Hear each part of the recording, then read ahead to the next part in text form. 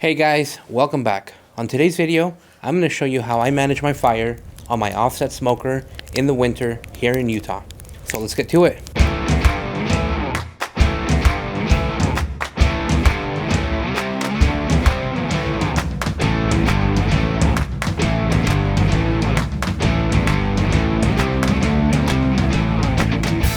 Alrighty guys, so those of you who know and smoke on an offset smoker, you know it's not set it and forget it.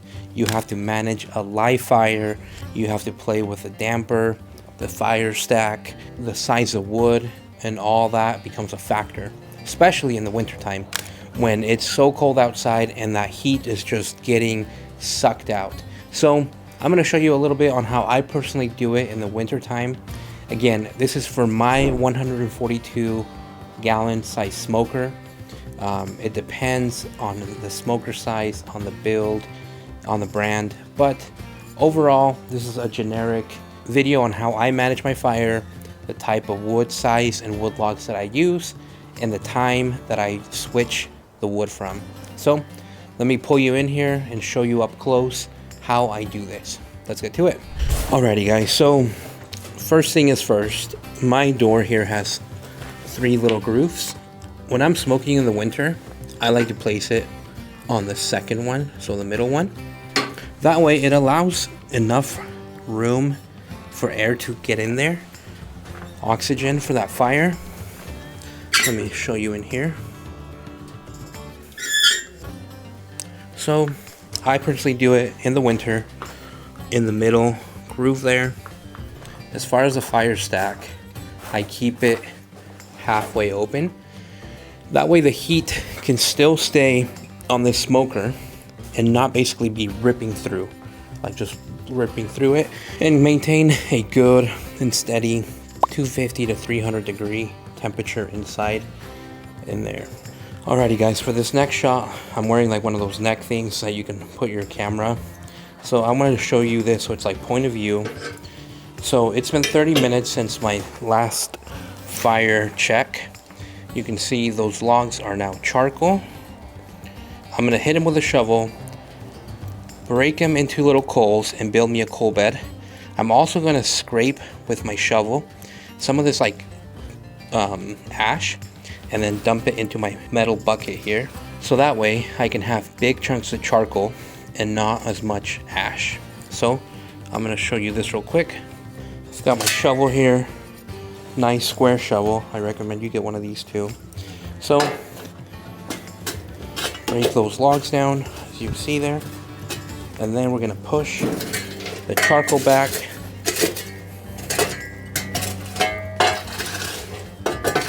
Kind of use the tip of that shovel to like filter out the really small stuff.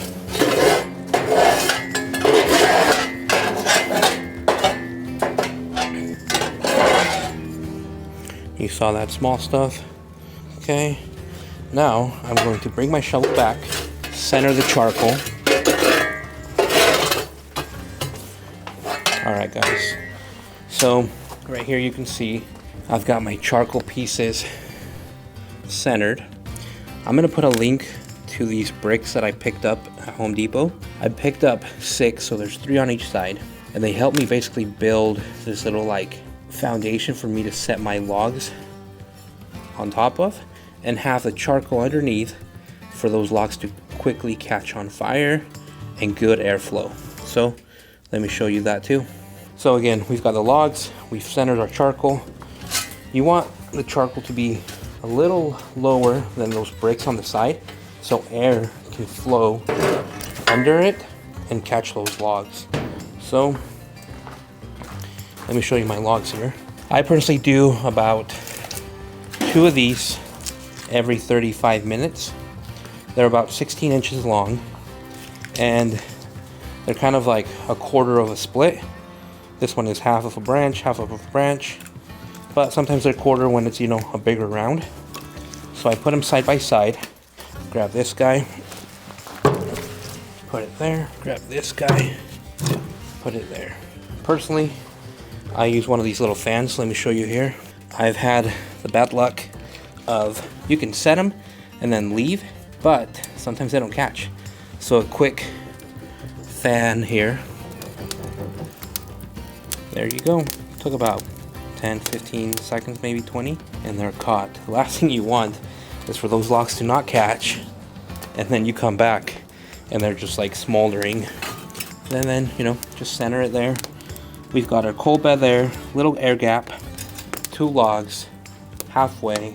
So I'm gonna set a timer for 35 minutes, and I'll come back and do the same.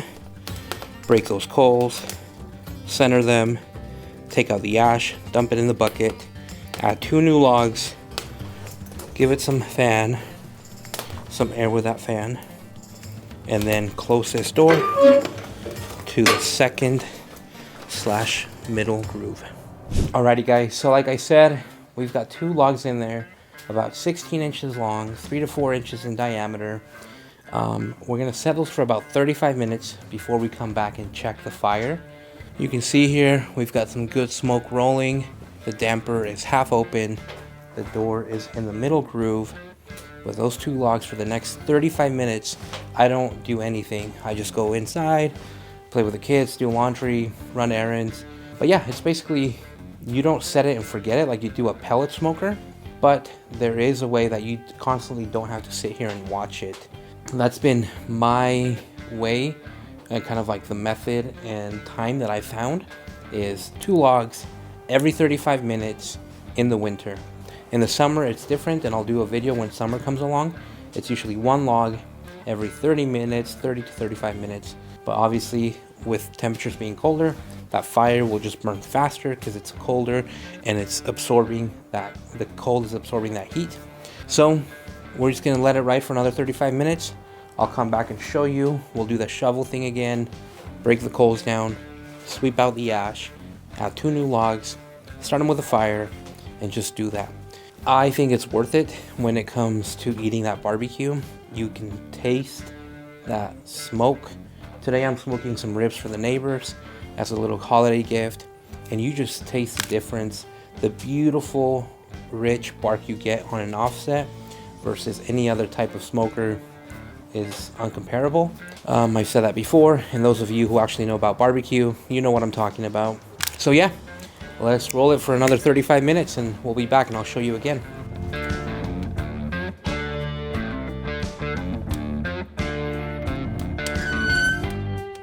Sometimes I leave that right there a little open just for some little more airflow in there.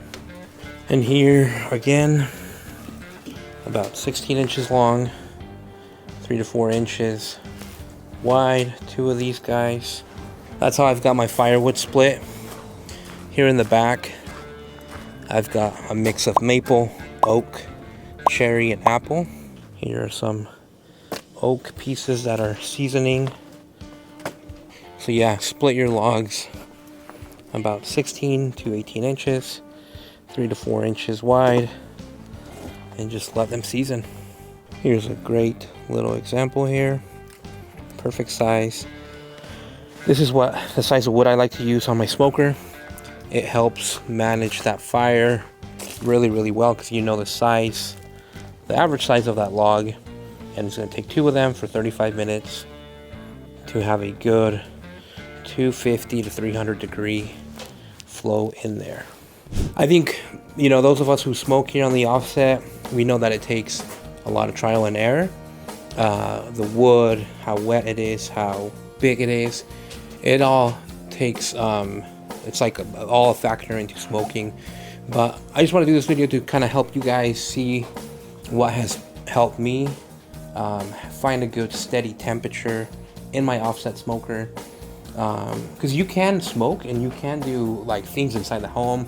You can run to Costco, you can go get gas, get groceries, and not be like glued and stuck to your smoker because you're having to sit there and manage that fire for 12 to 14 hours on a brisket. You can still do other things. And so I hope that like this video can help you guys do that and find the sweet spot in your smoker, the size of wood for your smoker. Obviously, you know, there's like the Home Depot offset smokers, there's 1,000-gallon offset smokers. We are all, you know, in between there.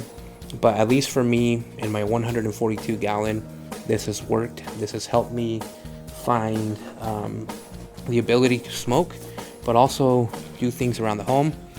Right now I'm going to put the Christmas lights up in the front in between these breaks, so I recommend you do the same. Let's go. Alrighty guys, there's a timer when we'll come back.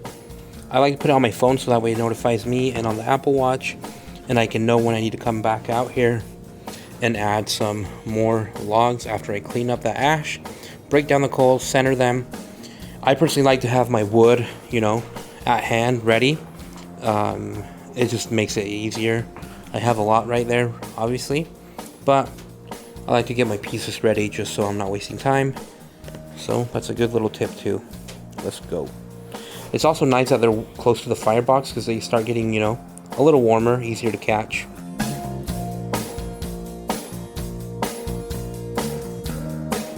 Alrighty guys, I hope this view helps a little more. We're gonna open up that door. We've got that log that's still pretty intact. We're gonna smack it, break down the coals. You saw the one in the back just broke. The timer had gone off. Clean out some of that ash. Center the charcoal. Get the charcoal off the sides. Look at that beautiful log. I flipped it on its side and it caught so good. I love it. Alrighty guys, since that log that is still in there is still pretty big, I'm just gonna add kind of like 2 smaller ones rather than 2 medium ones. So, medium one, I'm gonna put this guy there. Smaller one, put him right there. Our fan. There you have it. Alrighty guys, so I'm gonna again set the timer for 35 minutes.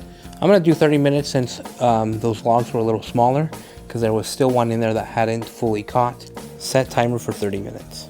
30 minutes, counting down. Alrighty guys, so again, I'll be doing some more projects around the house.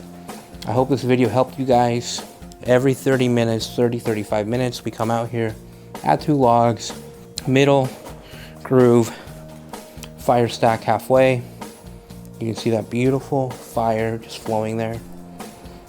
So yeah guys, that's how I manage my fire in the winter time. I hope that it's helpful. Sometimes it takes a lot of time and guessing, but this has been what works for me. I hope that these tips and this experience can help for you. Thank you for watching. See you next time.